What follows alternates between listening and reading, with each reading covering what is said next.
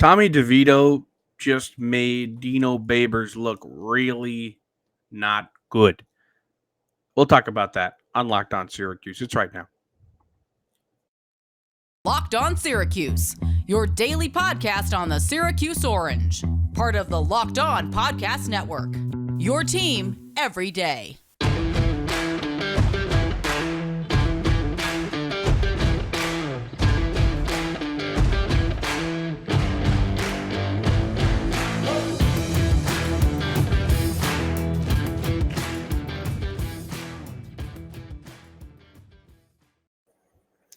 Matt Bonaparte, Owen Valentine with you on this wonderful Monday morning. We're talking Syracuse football today, and thanks for making Locked On Syracuse your first listen every day. We're free and available wherever you get podcasts. Tommy DeVito and the Fighting Illini.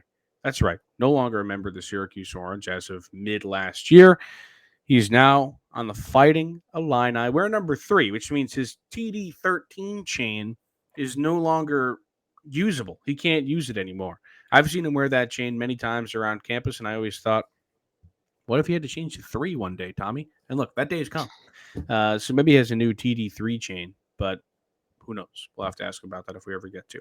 Anyway, him and the Illini took on the Wyoming Cowboys last Saturday, week 0 game, and he looked pretty darn good. 2 touchdowns. You probably saw the first one on Twitter because it was on Syracuse Twitter because everyone was like, oh my gosh, Tommy DeVito threw a touchdown. He went 27 for 37 in the game, 194 yards, 2 touchdowns. And after the game, he said, not taking any shots here. This is a paraphrase of what he said. But I think this is the first game I didn't get sacked. Am I fair to say that? He is fair to say that. This is the first game he started that he did not get sacked. I looked. The only other ones where he played and didn't get sacked were like the Albany game where Schrader started last year, and then the UNC game where he bailed out Dungy his freshman year. Other than that, I think that was it. And then maybe the Wake Forest game where Clayton Welch played the majority. So he's right about that.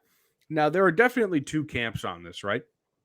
There are the side of people who see this and say, Dino Babers should be really not happy and a little bit worried right now because the guy that was his guy, a 4-star product, came to Syracuse. He waited on him. He gave us a couple of flashes of him in that 2018 year. Like I said, bailed out Dungy on a couple occasions, one time against UNC, other time against NC State.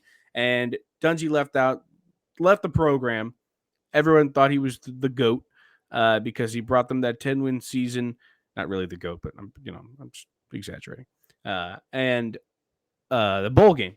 And then everyone was pumped because they had this new kid, DeVito, coming. And the only thing they'd seen was him being great. So everyone was amped. DeVito shows up. He's not good. And now he goes to the Illini. And he looked good in his first game. The other camp is that, all right, you played Wyoming, man. Like, their defense is made up of, like, a practice squad. Like, it doesn't matter. You played nobody. Like, sure, like, I'm glad you beat Wyoming. Great. Let's see what you do against real Big Ten teams. Owen, which side are you on? I'm an in-betweener. I think that there is definitely merit to both sides of this conversation in that, yes, you played Wyoming, and it's Wyoming, and who cares what your stat line against Wyoming looks like, right? I think back to, early in my, career covering Syracuse when I was at school, and I did an overreaction to a shutout win that Syracuse has to open up the season and how good that, Syracuse was going to be because they just shut out a team and they came out and they look incredible, and they weren't incredible. So that it doesn't mean everything by any means, but I'm also on the camp of look at what Tommy DeVito does in a role where he seems more comfortable, and it seems like his play reflected that. I have the stat breakdown right here from Illini Football Focus on Twitter. So when the O-line kept Tommy DeVito clean, he was 25 of 31 for 179 yards and an 80.6 passer grade. The other 6 dropbacks he had where he was under pressure, he was 2 for 6 for 70 or 17 yards and a passing grade under 60. So it just goes to show back to, his struggles at Syracuse when consistently under pressure. And he's back, and it seemed like that pocket was clean for him. And as a result, he makes the joke after the game. He didn't get sacked. Yeah, he was pressured a couple of times. He was hit a couple of times. But when you have that ability to drop back and go through a progression, look at some reads, and throw, you're much more comfortable. You're much more confident, and you're able to have cleaner stats. I think. You tell me he goes 27 for 37 at Syracuse, and everyone's pleased. 2 touchdowns, no sacks, no interceptions. It's good to see for him. I think we're both in the same camp that we're rooting for Tommy wherever he's playing, Totally. just because, Absolutely. it's always fun to see, a guy that you've, seen play and seen grow a little bit and have to struggle, find a new opportunity and have things work out. So we both wish him the best, and we're hoping for that. But when you go to this Dino Babers conversation, I don't think it's a great look.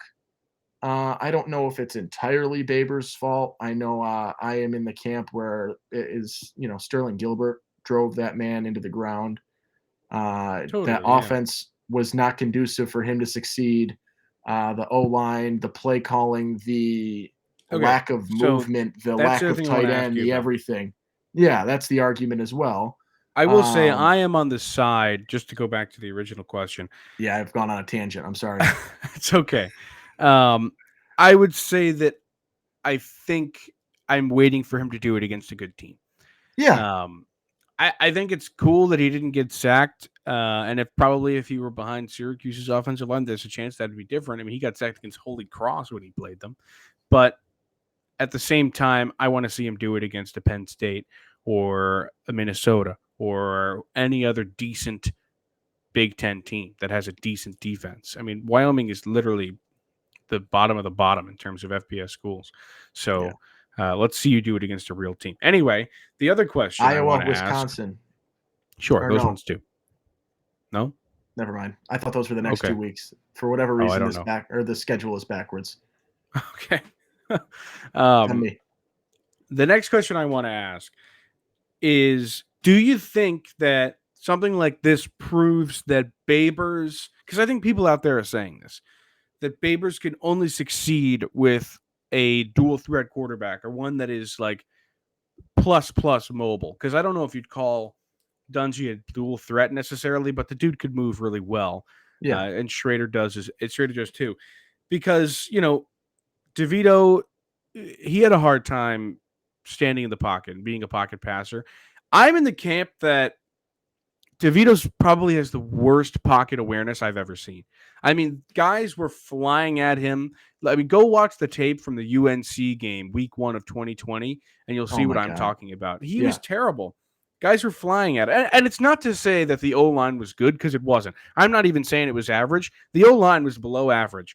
But I think it was better than the numbers showed and better than what people thought it was. Just because, they collapsed plenty, but DeVito never ran away from pressure. He just got sacked. He got sacked 14 times in the first 2 weeks of the 2020 season because he just let it happen.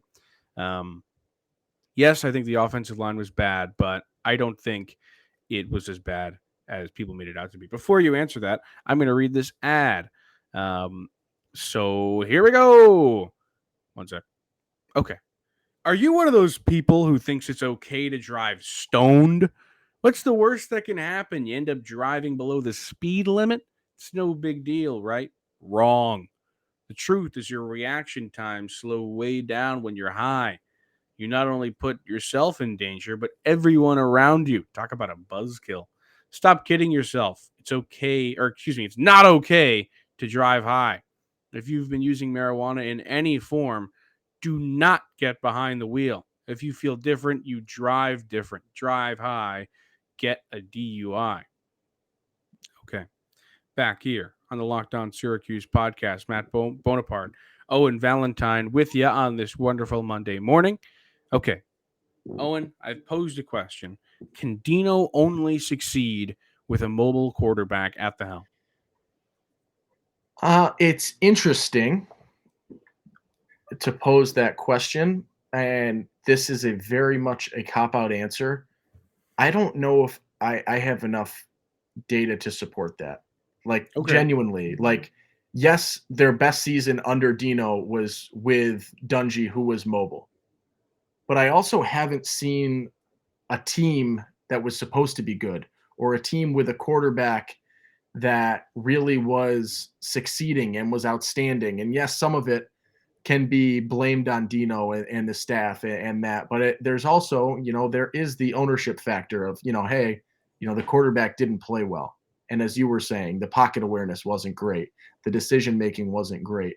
I don't know because I haven't seen Dino in a situation where there's been, a solid O-line presence like you had in 2018 and a quarterback that likes to stay in the pocket. I think DeVito could have been the guy that wanted to stay in the pocket, but there was no O-line protection and his decision making didn't quite have it. I don't think I can, accurately say that Dino is only going to be able to succeed with a mobile quarterback. I think if you're a Syracuse fan, you hope that, he's better with mobile quarterbacks for the sake of Garrett Schrader being or having a successful year, right? When you look at the dual threat aspect that he brings to the game, I don't know exactly where I fall on that argument. I'm curious if do you have a stronger opinion on this? Because I kind of just don't know, if it's he can only succeed in that manner or just the only Well, good it season Syracuse basically has had happened to be when Dungy was, at his prime in the best, shape and, playing performance that we saw him. And it just happened to involve some mobility. I think that it definitely helps. And when you have a mobile quarterback, it's kind of easy to mask poor offensive lines, right? And it's no Yeah. secret that Syracuse's offensive line wasn't good back then. I mean, people kind of forget, and Stephen Bailey brought it up, but people forget the Ryan Alexander situation they had in 2019, where he just left the team halfway through the year, and Matthew Bergeron had to come in, and it ended up actually helping because they moved Service to the left tackle and Vettorello to center. And in the last couple of games of the season, the O line got way better. But I remember thinking in that moment, like, how could you have gone all year not realizing that your offensive line was configured poorly? Like, you lose game after game. They go 5-7 that season. And it's because their offensive line was terrible the entire time. Now, it was compounded with the fact that DeVito wasn't good in the pocket, but it wasn't a good offensive line. And the thing I kept saying at the time was for Dino was that you're supposed to be this rah guy that everybody gets behind. Now you got a guy up and leaving the program. And what does that say Yeah. about you? But anyway, I digress. I don't know. I think it's a decent answer what you said, but I also don't think it's true. I think that the offensive line was bad, but I don't know necessarily that it's all Dino's fault. I'd be curious to see what DeVito. I mean, I don't know. Maybe Can I DeVito just just say wasn't this right. too? Sure, go ahead. I do feel bad for Tommy almost in a way because you look at and maybe I don't know all too much. Syracuse media opportunities. Prior to this season were very much lock and key. Dino doesn't love people talking because it lets information out. Whatever. Dino likes to be the one that talks because he can answer how he wants, and oftentimes his answers are not really answering questions, but dancing around them. So you don't really get a ton of insight into ideas and player thoughts and things of that nature. But from everything I saw, Tommy handled last year's situation and losing a starting spot, with the best of them. And now here it is, the sort of situation that he struggled with in Syracuse in terms of O-line, in terms of play calling, and all the stuff that we talked about a little bit. And it seems like things have sort of been alleviated since he left. The O-line looks the best that it has since 2018. Stephen Bailey says that, it's comparable and, has a chance to be maybe even better depending on how they do O-line wise. Robert and I comes in. The play calling seems like it could have been fixed. the offensive issues and woes seem like they could have been fixed. So everything that Tommy struggled with, to be able to improve that pocket presence and be able to, have that better decision making, which I will always say is tough to do when all that happens is you get hit, you get rushed out, you get rushed. Did he play incredible in that situation? Did he do things to help every time? No. But I do feel a little bad that everything that might have driven him to poor performance and to lose a starting spot and to, inevitably transfer out seems to have been alleviated in the 6 months since he's transferred out of Syracuse. So I almost said that too, but the reason I didn't is because like Gilbert also brought in to kind of create an offense around DeVito. That was like the point. And you can say that Gilbert was bad, but I don't know. Gilbert came in, they said, all right, you've got a gunslinger, like figure it out. And they took deep shots a lot. I don't know necessarily that his offense was any good, but I don't know if I can be like, oh, poor Tommy, like he didn't get his shot. He got his shot, dude. He did. I don't want that to be the only message that comes out of here. He was not playing to the level on top of those factors, for him to be unquestionably QB1 at Syracuse. Without a doubt, that was not the case. But I do think you look at everything else, and maybe it's a different story with Tommy given a better situation. And who knows? The next 2 weeks, seeing what he does at Illinois will be that answer for us, for the time being, to see if it is, a Syracuse thing, a Dino Babers thing, a Sterling Gilbert thing, or is it a Tommy thing where, yes, he looks great against Wyoming, but he still is not at the caliber that he needs to be, a successful Power 5 quarterback. Yeah, and again, like we'll see what he ends up doing against a real defense this season. But hey, man, like if he has the ability to stay in the pocket and can find his receivers and do whatever his thing is and be successful, more power to him. I hope he is. Yeah. Okay. Let's change gears a little bit now. Let's talk some basketball recruiting. Our Friday episode, which did well, so thank you for listening. Yeah. Our Friday episode was all about not getting Reed Ducharme. He goes to Xavier. What is Syracuse's next move? SU's next move was to offer Thomas Sorber, a 6'9", 250-pound center out of Philadelphia, Pennsylvania. This is a 24, not a 23 class. So they're not necessarily trying to, or they haven't necessarily made the next move to fill next year's class, but this is the next move on the recruiting show, because you could also speculate that this move is one that gets ready for not having JP Estrella. They're saying, all right, we know we're not getting JP. We got to do something. And that's going after Thomas Sorber, who I will say is a huge person compared to everybody that they've been recruiting previously at the center spot. And this guy's 250 pounds at 6'9". He's huge. Yeah, he's a big dude. He is a big dude. Pretty cool. But I think I like this. I obviously you want a 2023 answer after the conversation we had Friday. But it was elite camp weekend for Syracuse this week. So a lot of, guys in the next 2, maybe 3 years of high school classes in town, on campus, messing around, playing, showing what they've got, competing, getting looks.